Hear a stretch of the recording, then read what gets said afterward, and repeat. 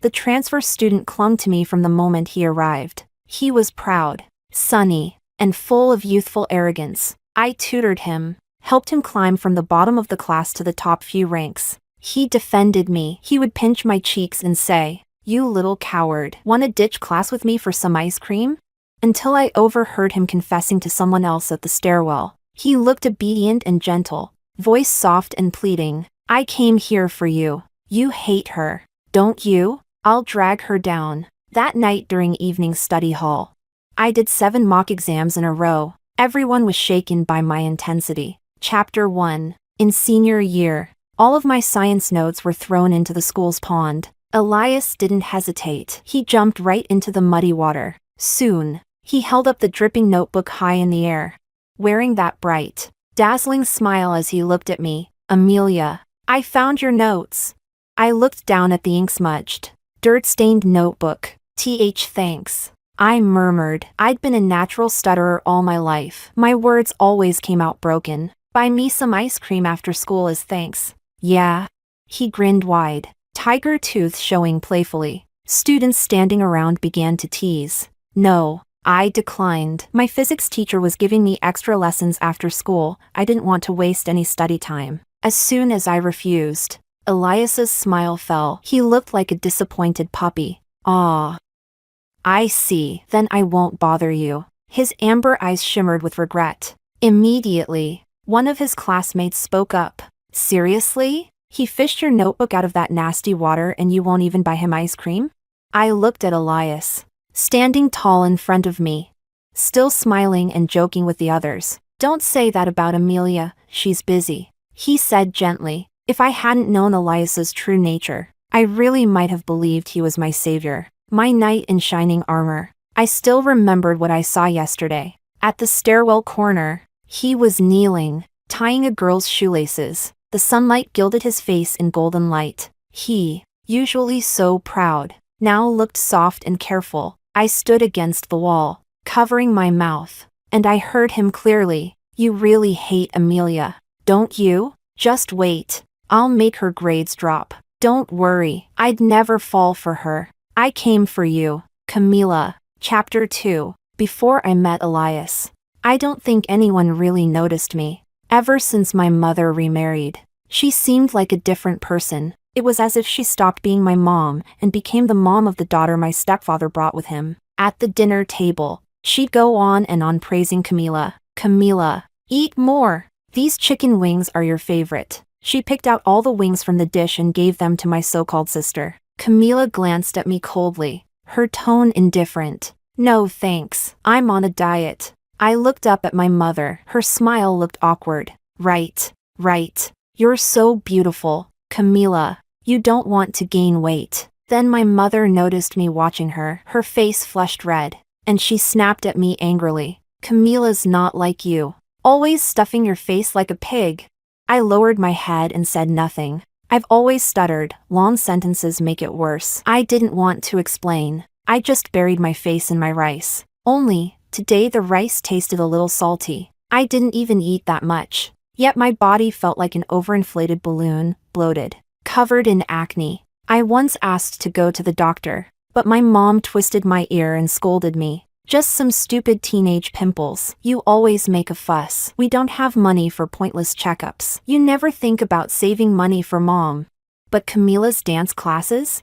300 yuan per lesson. Never missed a single one. My stepfather didn't like me either, but he maintained a polite facade. My swollen body only made Camila look even more slender and beautiful. I carried a bitterness inside me. I couldn't believe I was inferior to her in every way. So I studied like crazy. Eventually, I made it into the top 50 of the entire school, far better than Camila, who was just average. But when I got home, my shoulders aching under the weight of a 5-kilo backpack, I passed a luxury accessories store on the way, and I saw them, my mother and stepfather, picking out pearl hair clips for Camila. Camila was holding a box of ice cream, lazily licking it. My mom stood behind her on tiptoe, helping her try on hairpins as if she were a princess. I clenched the straps of my bag. I stood there, surrounded by the crowd, watching them. The backpack felt heavier than ever, weighing me down so much I could hardly move forward. I saw the DQ logo on Camila's ice cream,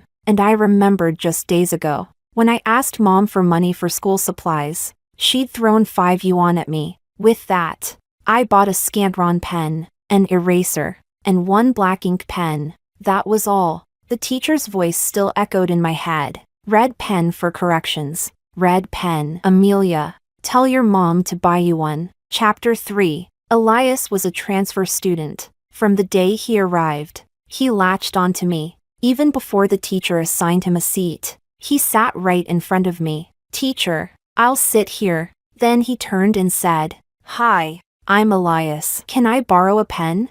I was the chubby, invisible girl in class. This was the first time a boy had ever spoken to me voluntarily. My heart tensed up instantly, and I felt a strange shame rise in me. Please don't mock me. Please don't laugh. That reaction is what happens when someone timid and overlooked for too long is met with sudden kindness. I fumbled through my bag, panicked. All I found were chipped, imperfect pens, most of which I had picked up while cleaning the classroom. I had no allowance. Most of my supplies came from school rewards or the floor. Finally, I dug out a black retractable pen, the kind with heavy ink flow. I only used it for writing English essays. I handed it to Elias. He accepted it and casually tossed me a Ferrero Rocher. Thanks. That's for you. That golden-wrapped chocolate threw me into a mini crisis. I didn't know what to do. In 2015, Ferrero felt like luxury candy. I had never tasted one. I carefully tucked it into my desk drawer,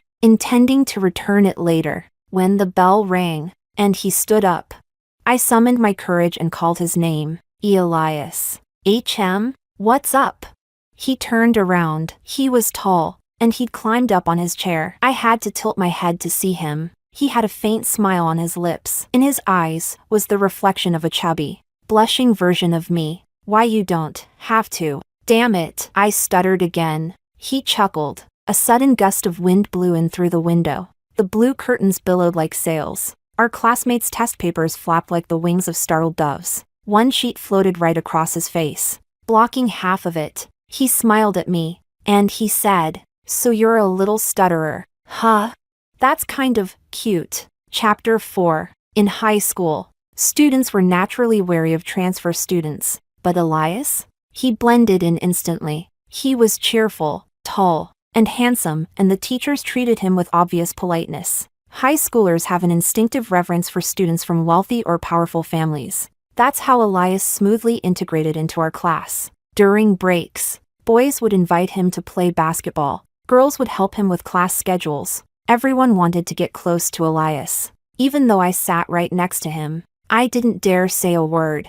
But Elias often took the initiative. When he forgot his textbook, he would drag a chair over to sit beside me. He'd casually turn and ask to borrow my homework. Bit by bit, we became familiar, but he only talked to me during class. As soon as the bell rang, he'd vanish. I didn't have close friends, so I spent breaks solving physics problems alone at my desk. One afternoon, Joel came over holding his physics worksheet. Joel was our class rep, tall, gentle-looking, always wearing round glasses and a middle part. The boys called him teacher's pet. He was soft-spoken, so other boys didn't include him. Like me, he was on the edges of the classroom social circle. Joel plopped down in Elias's seat and leaned in, touching foreheads with me as he explained a problem. We kept working, inching closer to the answer. When we locked eyes and smiled, I felt a rare moment of connection. But then, laughter broke the moment.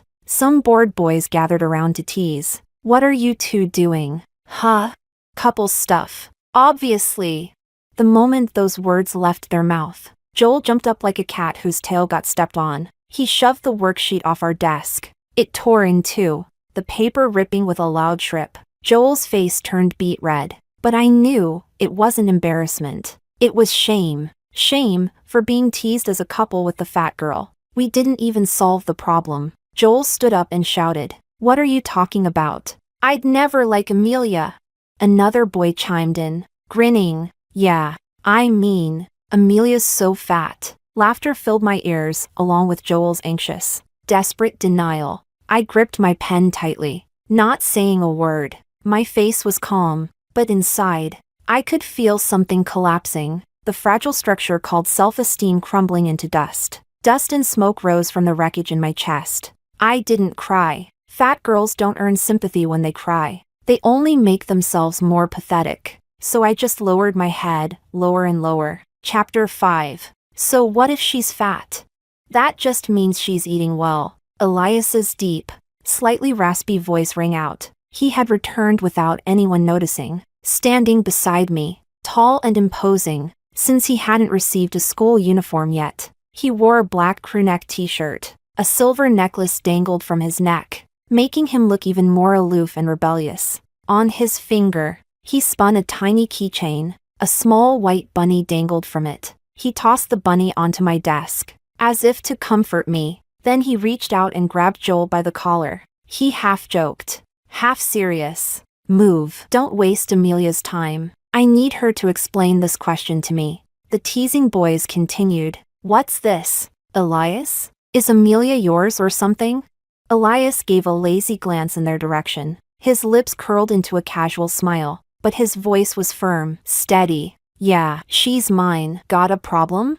The blunt honesty left the boys stunned. Amelia, explain this one to me. Elias pushed Joel, who was red-faced, out of the way, holding up his physics book, open to the frame of reference chapter. Joel's face turned pale, then flushed red again, but because it was Elias, he didn't dare say a word. He just gripped his worksheet, knuckles turning white, veins bulging. The chapter was pretty basic, but I still carefully explained it to Elias. As I spoke, I gradually realized something felt off. I glanced up and met his eyes. He wasn't looking at the question. He was watching me, hand on his chin, his expression calm and curious.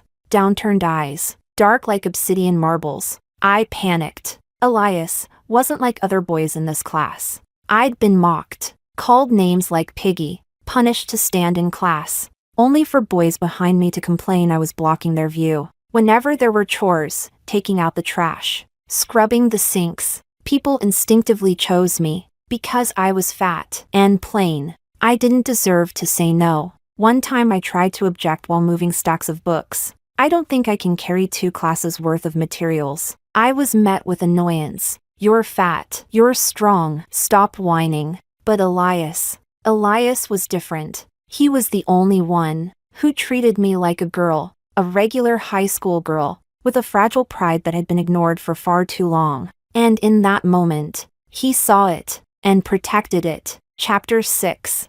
I was sure I had feelings for Elias, but I didn't dare call it love. What Joel did had taught me. My liking someone might make them embarrassed, even angry. I didn't want to hurt Elias, so I would never, ever say it out loud. It was strange, though. I always felt like I had to do something for the person I liked. So when Elias asked me to tutor him, I didn't hesitate, even if it cost me time. Back then, Elias asked me for help every day after school. If you're on a moving boat and see the mountains on the riverbank sliding backwards, what's your frame of reference? Why would I be on a boat? Elias blinked and smiled at me. It's just hypothetical. Answer, what's the frame of reference? I don't even know what that means. We literally had physics class last period. The teacher reviewed this exact type of question. I forgot. He said, all innocent and smiling. Chapter 7. Even though I had a bit of a crush on him, sometimes Elias was so dumb. I couldn't stand it. Whenever I was about to lose my patience and call off the tutoring, he'd grab the hem of my school uniform, eyes big and watery, and beg, please? If I fail, my dad will kill me. I'd sigh, pick up my pen, and continue explaining. And through tutoring, we somehow grew closer. After school, Elias would tug on my ponytail and grin. Hey, little coward, let's go get DQ ice cream. I should stay and clean. I also want to do some extra problems. I hesitated. Come on. Come on. I heard the ice cream there doesn't even fall when you flip it upside down.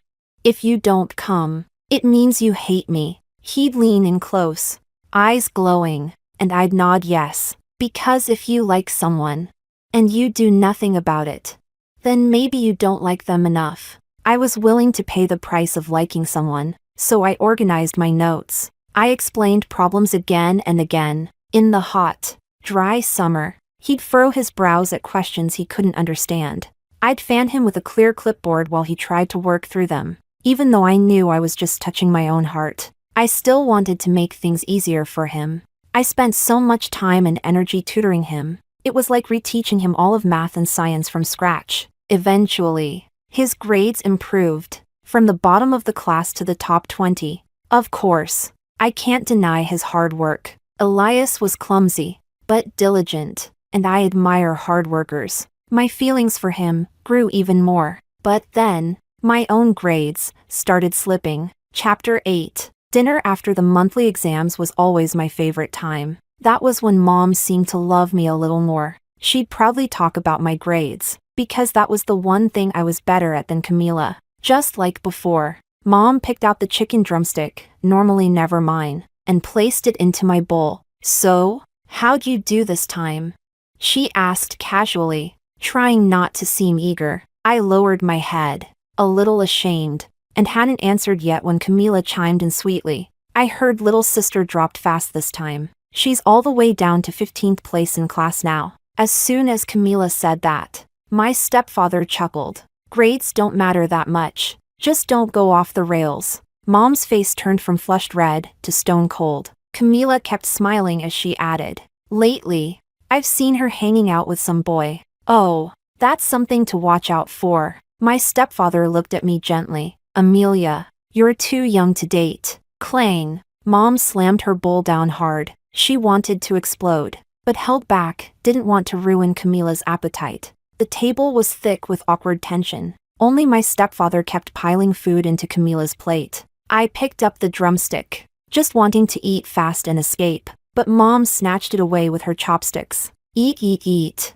What makes you think you deserve to eat that?" she snapped viciously. I was scared of my mom, so I lowered my head and ate the plain vegetables in front of me. After dinner, she called me into her room. As soon as I stepped inside, a ceramic ornament came flying and hit me right in the head. Accusations rained down on me like a storm. "You worthless brat. How did your grades drop like this? Are you dating someone?" Her eyes burned with anger, and something like hate. She hated that I was fat, ugly, that I couldn't please my stepfather, that I was dead weight, dragging her down. I looked at my mother's bony frame, and asked, "Mom, am I not your daughter? You can't compare to Camila in anything. You shame me." "But Mom, you were the one who insisted on getting custody of me." "What else? For the child support money from your dad." She said it without flinching, cold, calculated. That moment, I felt our bond as mother and daughter shatter. I laughed. "What are you laughing at? You dare laugh? You little slut. Who've you been hanging out with? Huh? You really think anyone would like you? You fat pig." My laugh had enraged her. The woman in front of me, before the divorce, she clung to my biological father, gambling, eating, drinking. After the divorce, she never got a job, still gambling, still drinking. Only difference? She learned to fawn over Camila and my stepfather. She had no power in this house, so she vented on me. She needed someone weaker than her to hurt. The weak always cut down the weaker. Warm blood trickled down my forehead. Like a small fish slipping across my skin, the fish vanished into dust. And I no longer hoped for her love. I had to accept it now. Not all parents love their children. I'll improve my grades. I looked at her and smiled. MS. Monica. Chapter 9. To get my grades back on track, I decided to talk honestly with Elias. "Elias, my grades have dropped." I told him sincerely. His eyes flickered. A brief shadow passed over his face, but it disappeared almost instantly. He still wore that lazy, carefree smile. "Oh, come on. It's fine. So you got 50 points lower than last time. Probably just a bad test day. You'll catch up next time." But that wasn't it. I was sure it wasn't just a bad day. It was because I'd been studying less. All those DQ runs, late-night tutoring sessions, shooting pool, explaining easy questions anyone could do. They had eaten up so much of my time. And now, I had already gone through all the topics with him. I figured, I had done more than enough to express my affection. If liking someone started to disrupt my life, then I needed to cut my losses. I shook my head and said, I don't want to tutor you anymore. I saw it. His gaze darkened instantly, like the sky suddenly swallowed by storm clouds. Then he exploded. He slammed the desk in front of me hard. You promised me. You said you would. And now you're backing out. I can't believe you're blaming me for your bad grades. That's seriously messed up. Some friend you are. I totally misjudged you. The more he spoke, the more aggrieved he sounded. Then he straightened up and stormed out of the room. I stood there, blinking. What? I was genuinely confused. I'd played the role of friend flawlessly. If this were a test, I'd give myself a solid 100. After all, while everyone else guarded their notes and worried about being outscored, I had explained the entire math and science curriculum to him. So why was Elias angry? I didn't get it, and since I didn't understand his emotions, I decided I had every right to be mad. 2. Chapter 10. That anger I'd felt soon turned into suspicion. Every night after study hall, I had to walk home along a pitch-dark street. The street lights had been broken for years. I'd called about it. No one ever came to fix them, though the road was always in darkness. I'd been walking it for years. Nothing bad had ever happened. I'd told my parents I felt unsafe, that I was scared, but all I got in return was my mom's laughter. With how you look, you're plenty safe. What are you scared of? My stepdad glanced at Camila, graceful as always, then said, Camila, want me to start picking you up? I could grab your sister too. Camila pouted. If you do that, I won't want to stay for study hall anymore. And just like that, Camila never went to night study again. No one ever came for me, so I just kept walking that dark street alone, gripping the straps of my backpack. It had always been fine, but tonight, someone blocked my path. A boy around my age, not wearing a uniform, but carrying a school bag. I made a snap judgment, some delinquent from a nearby school, tall and skinny, buzz cut. He yanked my collar. Spare some cash, will ya? I have money. I have money, I blurted. I quickly pulled out my only 5 yuan, wrinkled and worn. I held it out like a humble offering. Buzzcut boy stared at the crumpled bill in my palm. Suddenly he snapped. You messing with me? What the hell can I do with 5? That's all I have. I tried to explain, to seem more sincere. I looked him straight in the eyes, tried to appear extra honest and pitiful. Fat bitch. He grabbed the bill and kicked me hard. It didn't hurt that much, but my bag was heavy, and I lost balance, fell flat onto the ground. I looked at the circle of delinquents surrounding me. How do I get out of this? Would they beat me? A beating was one thing, but if they injured me, I couldn't go to school. I debated whether I should drop to my knees and beg. And then, a tall figure stepped into view. He sliced through the dark like a blade. Sharp, blazing, head raised, eyes flickering like firelight in fog. Amelia. She's under my protection, got it? His chin lifted, drawing a smooth arc in the air. Did he just say that? How dramatic, so cringe. He sounded like he walked out of a teen manga. I was already preparing to get beaten together with him. Elias probably had money. Maybe I could talk him into paying them off. But to my surprise, Buzzcut guy's face changed. He looked afraid. Under my confused gaze, he muttered, You too, just wait. And then turned tail and ran, his buddies scrambling after him. My suspicion only deepened. Sure, Elias was popular, but could he really scare off a whole group by himself? I shoved my doubts down, looked up. Elias wore that familiar bright smile, his little tiger teeth poking out, eyes sparkling like always. Amelia, they didn't hurt you, did they? I shook my head and slowly got up. He didn't help me, just looked down at me and asked, So, I saved you. How are you gonna repay your big bro? Then he grinned, lips curving up, and said, word by word, keep tutoring me, deal? Chapter 11. Of course, I didn't agree. Right now, my only focus was raising my grades. I started reviewing the whole relationship I had with Elias. He was the one who came to me first, asked me to tutor him, and if during tutoring I accidentally touched his hand, he'd immediately pull away, awkward and stiff. Every time I wanted to go to night study, he'd come up with some excuse to stop me: cleaning duty, computer lab maintenance, all sorts of ways to keep me from class. The more I thought about it, the more suspicious I became. I started to suspect Elias was actually sent by Joel to drag my grades down. After all, Elias was a transfer student. We had zero connection before, and Joel had always been stuck one spot behind me in the rankings. I still remembered how eager he always seemed to surpass me. The second person I suspected was Camila. At first I didn't really suspect her. She was better than me at everything. But after going through everything again, I noticed something. Camila had seemed really happy when my grades dropped. So I came up with a plan to test them. 2 bait lines, 2 targets. For Camila, I casually mentioned, "My birthday's coming up. Too bad I don't really have any close friends. I'd really love to get a nice pencil case." For Joel, I said, "My birthday's soon. Too bad I don't have any good friends. I'd love to get a set of 5 years of Gaokao, 3 years of mock exams." Then I watched them closely. Every day, I observed Joel. We accidentally locked eyes several times. His guilty, dodgy look made me even more alert. Until one day, after school, Joel finally stopped me. The boy, tall and thin, face still delicate, lowered his head slightly, cheeks red like dusk. "Amelia, I'm not planning to date in high school." "Huh?" Seeing my confused face, he pushed up his glasses and said, "You keep looking at me. Don't you like me?"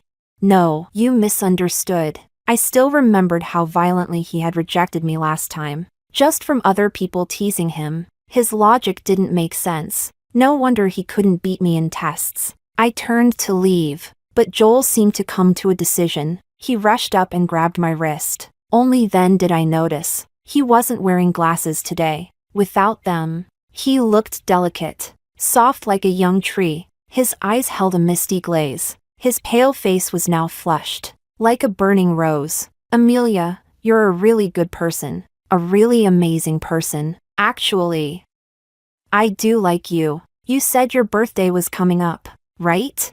I got you a gift, 5 years of Gaokao, 3 years of mock exams." As he spoke, he opened his 5-kilo school bag and pulled out a huge practice book set. To be honest, I didn't have the best impression of Joel, but being praised so sincerely felt really nice. And he gave me a gift. At that moment, I completely ruled him out as a suspect. But just to be safe, I'd rather betray the world than let the world betray me. "Joel, if you're trying to date me, I'll have to report you to the teacher." Joel's blushing face instantly turned pale. He looked at me like I'd broken his heart. "But," I added, "your Chinese is good. If you're willing to tutor me in that, I won't tell." I crossed my arms. "And in return, I'll help you with physics. But only occasionally. You cannot take up too much of my time." I was weak in a few subjects. To claw my way back into the top rankings, I had to focus hard.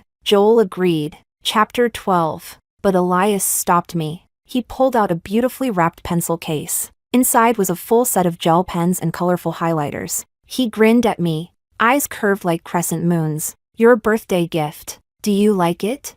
I smiled slightly, my voice clear and bright. "I do." "Gotcha. The bad guy has been caught." I didn't know how Camila knew Elias, but that no longer mattered. Stay away from people who mess up your life. I took the initiative and asked the teacher to change my seat. Now I sat next to Joel. Finally, I was away from Elias, and could study in peace. Elias seemed a little confused by my sudden distance. After class, he came over to my new seat, like he was joking. "Hey, little coward, can you even see the board from here? Want me to talk to the teacher for you?" He knew he was a campus celebrity. Whenever he talked to me, others would laugh or whisper behind our backs. I frowned, and coldly said to the tall boy in front of me, "You're blocking my view of the board." His body froze. His pupils narrowed instantly. He licked his lips, like trying to swallow down some unknown emotion. Joel, sitting beside me, quickly pushed his math book in front of me. "Copy mine. I took full notes in class." Elias's gaze grew darker. He half joked, half serious. Didn't you say you hated Amelia? You overreacted so much last time. What? Suddenly realized how great she is? Joel adjusted his glasses, looked Elias in the eye, and replied steadily, I don't like being teased by others. But what's wrong with studying together? I like studying. Elias was shut down. He didn't seem angry though, still wearing that usual amused smile. But I noticed. His fists, under the sleeves of his uniform, were tightly clenched. After school, I was assigned to stay behind for classroom duties. As group leader, I had to turn off the lights and shut down the multimedia. When everyone else had left, I was packing up my bag. Suddenly, someone tugged gently on my backpack strap. I looked up and found Elias's handsome face inches from mine. Amelia, why've you been ignoring me lately? His face, usually wild and arrogant like a stray dog, was now forcefully wearing a cheerful grin. It looked awkward, out of place. Huh? I haven't ignored you. I'm just focusing on studying, I replied casually. Then why won't you go to the pool hall with me anymore? Or tutor me? I don't want to. So what? So you don't want to be friends anymore? You never hang out with me. His tone rose at the end, almost like he was sulking. If that's how you want to see it, I can't stop you. I shrugged and raised both hands, looking innocent. Chapter 13. Maybe I rejected him a bit too harshly. Turns out, Elias has a temper too. He went into full Cold War mode with me. The funniest part? I was his group leader, and he refused to turn in homework. When I walked over to his desk to collect the assignments, he clearly saw me, but just lazily lifted his amber-colored eyes and looked around the room. Turn in your math homework. Elias pretended not to hear, started chatting with the people around him instead. Whatever. Let him be. He wants to fail? Not my problem. I skipped him and handed in the stack without his. He purposely avoided speaking to me, even during mandatory group discussions. He kept his head down and stayed silent. Group projects? He didn't say a word, just stood there, hands in pockets, acting cool. I ignored all of it. When Elias realized that his Cold War was exactly what I wanted, he switched tactics again and came back to cling to me. Honestly, I admired his adaptability. How much did Camila offer him?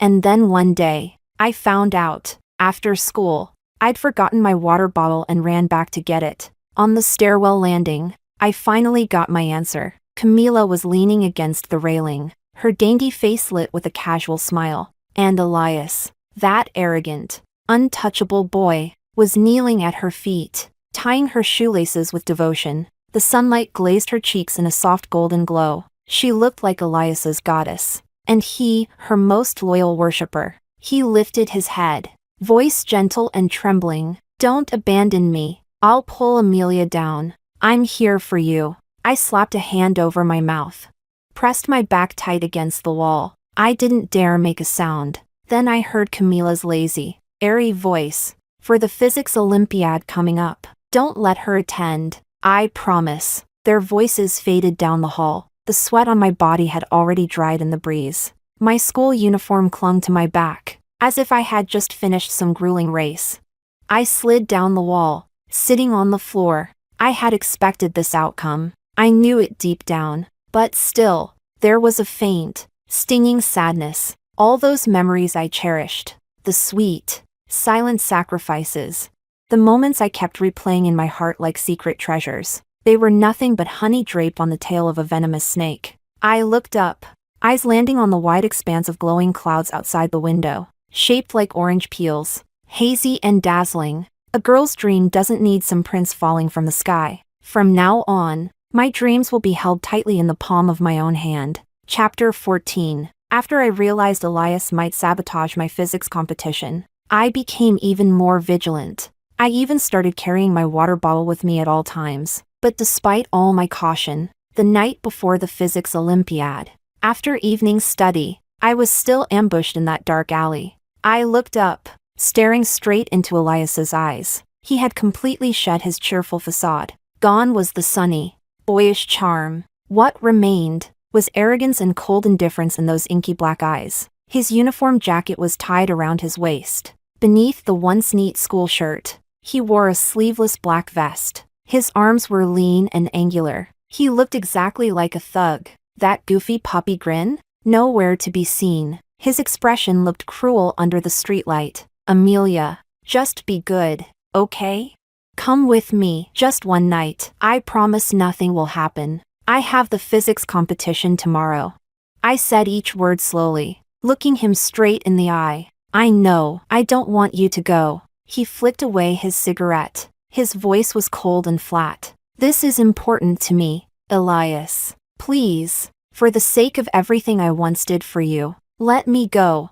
I'll even give you all the prize money if I win. His fingers idly toyed with the silver skull pendant hanging from his neck. I kept watching his face. His eyes looked distant, conflicted. But then, as if making a decision, he grabbed my backpack strap. His voice dropped to a whisper. Just one night. Sorry, Amelia. You can still take the college entrance exam, even if you screw that up. I'll take responsibility. As he said that, he actually smiled, like a burden had been lifted. Then, his hands reached out to cup my face. That was the last straw. Who the hell wants your responsibility? Are you insane? Get away from me!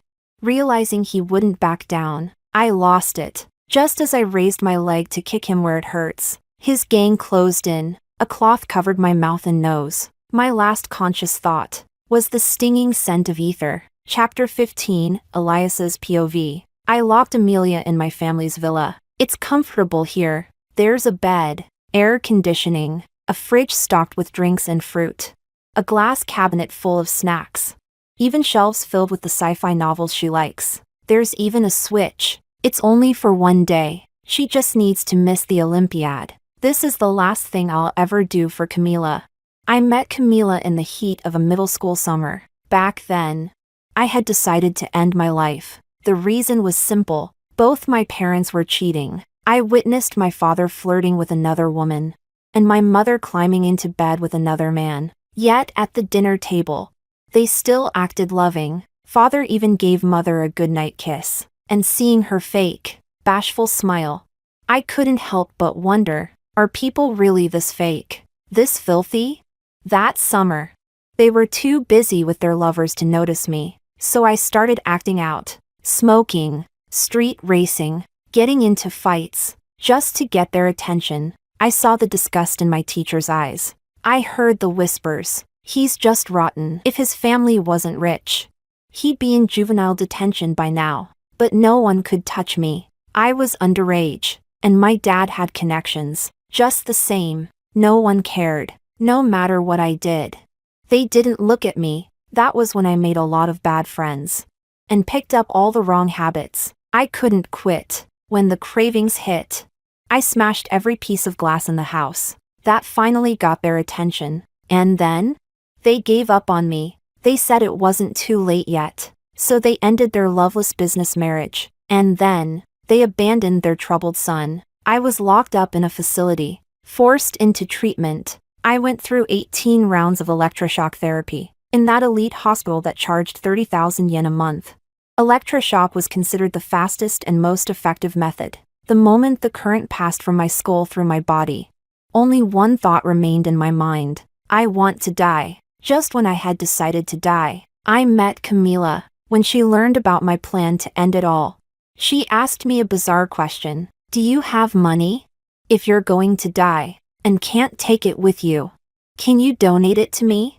I thought she was greedy as hell. I couldn't help but curse at her, but she didn't even get mad, like she was used to being cursed at. She said, well, if you die without spending all your money, it'd be such a waste. Oddly enough, her nonsense distracted me from the thought of slitting my wrists. We ended up chatting for a long time that day. She told me, I'm sneaking messages. My mom's super strict. And I replied, generous as hell. Then I'll donate you a phone first. Back then, Android didn't exist yet. Phones were just simple little flip phones. She loved it. Showed me how she decorated it with stickers of Ollie, that little red fox. She called herself Ollie. And me? Peach. Honestly, I didn't get it. I didn't even know what was cute about that red fox, with his underwear on the outside. But Camila adored him. I'll always remember those days. I was locked at home, with a rotating stream of tutors teaching me piano, art, etiquette, whatever. But I wasn't allowed to go outside. I was completely alone. Only she would talk to me, and it felt like we could talk forever. Sometimes I'd act cool and purposely ignore her messages. She'd just keep sending me Ollie stickers, apologizing, bowing, again and again. I got curious. I wanted to know who she really was. I asked her to send me a picture, but she was strangely rational. Let's stay anonymous. Only that way can we be our true selves with each other. Photos create illusions, fantasies. Then our conversations wouldn't be honest anymore. Then one day, in high school, she vanished. Ollie's avatar never lit up again.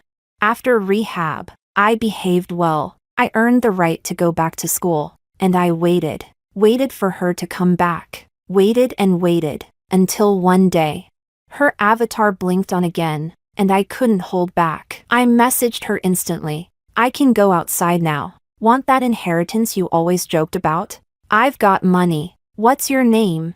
I even sent her the most handsome photo of myself. Just to please her. She paused. Then I saw it. The text appeared, black and clear on the screen. My name is Camila. Chapter 16. Camila told me she hated her stepsister, Amelia. She said Amelia was fat and ugly, but somehow still managed to outperform her academically. She didn't want to be beaten by someone like that. Camila tugged at my sleeve, her eyes soft and pleading. Can I ask you a favor? Of course. I agreed. I approached Amelia with a purpose. She was a bit overweight, plain looking, with a few pimples on her forehead. Honestly, she was the kind of girl you could pass on the street without ever noticing. She was also poor. I'd observed her. She seemed to own only one jacket. Her school uniform. Her shoes were old and worn, the soles uneven between the left and right. I thought, someone like her could never compare to tall, beautiful Camila. So why was Camila even bothered by her? The idea of getting close to her made me feel a little disgusted. But for Camila, I swallowed that revulsion and smiled. My name is Elias. I saw a flicker of surprise and shyness in Amelia's eyes. Girls like her rarely got attention. I knew that if I showed just a bit of kindness, she'd fall for me. Then she'd do whatever I said. But as I spent time with her, something strange happened. I started to be moved by her personality. She was strong, full of life, but most of all, she was resolute.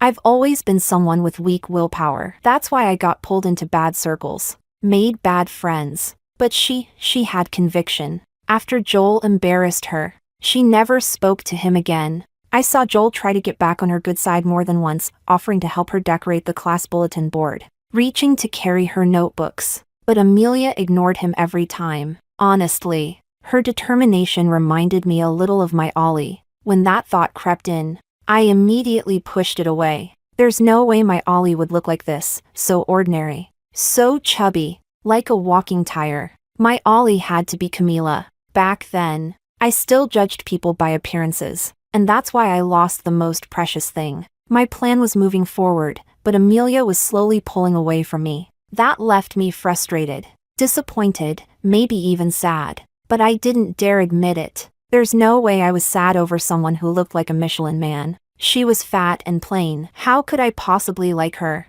No, I absolutely refused to admit it. So I agreed to destroy her Olympiad. I drugged her and laid her on the bed. Her chubby little face was so ordinary, so plain, and yet, for some reason, I found it kind of cute. I must have been going insane. I adjusted the air conditioner to the most comfortable temperature and tucked the blanket around her. Before leaving, I looked at her sleeping face. It's okay, Amelia. I promise, this will be the last time I hurt you. I've repaid all the kindness Camila once showed me. Amelia, will you forgive me? I know you're incredibly strong-willed, but I have a lifetime to earn your forgiveness. I'm not like that traitor Joel. Amelia, I couldn't resist. I turned back, bent down, and gently pinched her soft, round cheek. Forgive me. I have an entire lifetime to make it up to you. Chapter 17. I brought camellias, Ali's favorite flower, to Camila. She was in the middle of a dance performance, but in that sea of dancers, she wasn't special at all. She didn't even get center stage. She made a lot of mistakes. Her eyes kept darting around, avoiding the audience. It suddenly made me think of Amelia. Amelia wasn't dazzling. She didn't even know how to dance. During class activities, she always stood at the back. At the choir competition, she was the only girl standing among the boys. Yet she never seemed shy. She wasn't awkward or flustered. Her gaze was clear, her expression determined. She completed the performance seriously. When the dance was over, I walked up to Camila with a bouquet of camellias in hand. I'd hidden a bank card in the flowers, 100,000 yuan, all my savings. I wanted to thank her for everything she'd once done for me, but tell her I couldn't keep hurting Amelia. As I approached, Camila's brows furrowed sharply. Her beautiful almond-shaped eyes flashed with disgust as she took several steps back. Voice laced with irritation. I'm allergic to flowers. For a second, I didn't react. I asked instinctively, didn't you say camellias were your favorite? The moment those words left my mouth, it was like an arrow shot straight into my heart. Like lying in an electric chair and feeling that first jolt, I began to tremble uncontrollably. The bouquet of camellias slipped from my hands and hit the floor. Suddenly, I remembered walking beside Amelia under the blooming camellia trees. She had said, I love camellias. And back then, I'd scoffed when one bright red flower had fallen perfectly to the ground. I didn't even bother to pick it up for her. I'd even thought to myself, do you even deserve to like flowers? You Michelin girl? Flowers belong in a princess's arms. My chest tightened. I left Camila behind and ran, like I was going mad, all the way home. The sky had gone dark, clouds rolled above, and the air was thick with the scent of rain. By the time I reached my villa, I couldn't stop myself from laughing. Raindrops, the size of soybeans, slammed against the ground. The second-floor window of the villa had already been smashed. Shards of glistening glass were scattered across the garden soil, stained faintly with blood. I knew it. Amelia wouldn't go down that easily. She was the kind of person with such unwavering will, she'd rather jump from the second floor than give up her Olympiad. Did the broken glass cut into her palm? Did she twist her ankle when she landed? Did it hurt? Was she scared? What was she thinking in that moment she leapt out the window? Will she ever forgive me? Terror, pain, guilt, worry, despair, every emotion came crashing down on my chest like a sledgehammer. I knelt down and clenched the shattered glass in my fist. I was smiling. I was genuinely glad she escaped. But I also wanted to cry so badly. I knew then, this ending couldn't be salvaged. When the blood began seeping between my fingers, I knew exactly where I needed to go. I would go turn myself in for illegally imprisoning another person. I was willing to face the consequences of my actions. When I arrived at the police station, I saw my Ali was already there. She held a voice recorder in her hand, her voice clear and composed. Officer, this is the man who illegally held me. I have all the evidence here. My Ali was always so clever. From the moment she began to suspect me, she'd been carrying that recorder in her bag. She had let the world see me for who I really was. The officer looked at me. Amelia looked at me too. Her gaze was still clear, and I couldn't hold back my tears. I plead guilty. I heard my own voice crack with a sob. Forgive me, Ali. Chapter 18 Amelia's POV. Elias didn't keep me locked up for more than 24 hours. So technically, he didn't commit a criminal offense. Of course, he didn't get off easy either. He spent 3 months in detention and then transferred to another school. From then on, his reputation took a nosedive. People said he was dangerous. But after what happened, many started sympathizing with me. Camila, on the other hand, was met with growing indifference and distance. I started making new friends. Before Elias transferred, he came to see me once. He placed a camellia flower in front of me, along with the pen I had lent him at the very beginning. The boy hung his head low, his voice hoarse. Don't we have even one good memory? Can't you forgive me, just once? I shook my head. Elias gave a bitter smile. I looked up the meaning of camellias. How could you treat my love so lightly? Isn't that why you liked the flower? You're proud and resilient like a camellia. The moment I disrespected what you loved, you gave up on me. No, I corrected him. I liked camellias because they're also called beheading flowers. They reminded me of Louis XVI. I thought that was funny. Elias froze. His expression looked genuinely hurt. I told him honestly, yes, I used to like you. You were handsome and kind to me. I invested my time and feelings in you. That was my sunk cost. But moving forward, I don't want any ties with you. Even a dog knows to stop eating when it's been beaten. And I'm a human. I turned and walked away. Besides, if it was really a case of mistaken identity, couldn't Elias tell how different Camila and I are in personality? The truth is, he just didn't want to admit that the little fox who charmed him online turned out to be fat and plain in real life. I used to agonize over why I was so overweight. I longed for love and acceptance. I hoped people would see my good qualities, my heart. But facing Elias, I realized, even when I approached him sincerely, he was still driven by looks. Now I finally understand. I can't control people's first impressions of me. Human nature is wired to be drawn to beauty. So I've decided to embrace the way I look. I'm no longer ashamed of how others see me. Whether they want to get to know me or not, I will still shine in my own way. My beauty might be me working hard to lose weight, learning skincare and makeup.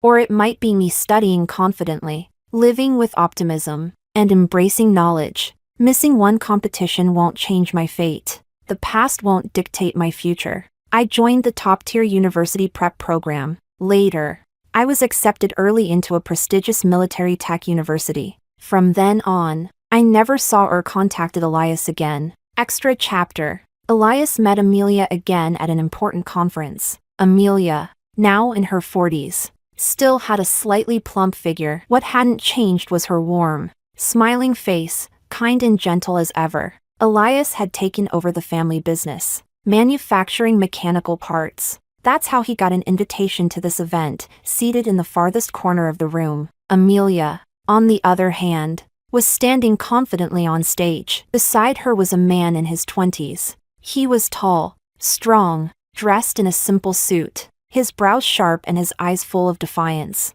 Elias couldn't help but see a reflection of his younger self in the man. The more he stared, the more familiar he looked. When Elias finally walked closer, he nearly jumped in shock. The man standing intimately by Amelia's side was his distant nephew by blood. Elias had heard the boy went off to some industrial university and disappeared afterward. Yet here he was, standing beside Amelia with such closeness. He leaned down to tie a camellia-patterned ribbon around her wrist. His bold eyes now carried a softness, full of affection. Elias was trembling. A few days after the banquet, Elias pulled some strings to meet with his nephew. His voice came out shrill and angry, twisted by jealousy. Why are you with her? She's 20 years older than you. So what, if I'm not with my teacher? What? You think you can be with her? His nephew replied with disdain, brushing off Elias's hand. Do you even know who my teacher is? She's the lead scientist behind our country's most advanced national defense weapon. Do you know how much foreign countries have offered to poach her? There were armed guards stationed outside for her today. My teacher is a woman of charisma and wisdom. His nephew spoke with a light, tipsy look in his eyes, gently drunk on love. Elias knew that look too well. He could feel his blood boiling. His nephew genuinely liked Amelia. I was chosen through an elite selection program to become her partner. And honestly, I should thank you, Uncle. She seems to have a soft spot for your type. Then, Elias faltered, his voice filled with fragile hope. Does she still think of me? Does she remember anything about us? Could I still stand beside her? His nephew gave him a strange look, then smirked with a mocking tone. Uncle, you've got crow's feet exploding from the corners of your eyes when you smile. Elias couldn't even remember how he managed to stumble out of his nephew's house. He went and bought all kinds of skincare products and supplements, even considered getting facial fillers. But none of it could fill the emptiness in his heart. He was sinking into appearance anxiety. If I weren't this old, would I have had a chance to be chosen too? Elias stared at himself in the mirror. He touched the corners of his eyes and felt the dampness on his fingertips. Judging by appearance leads only to loss.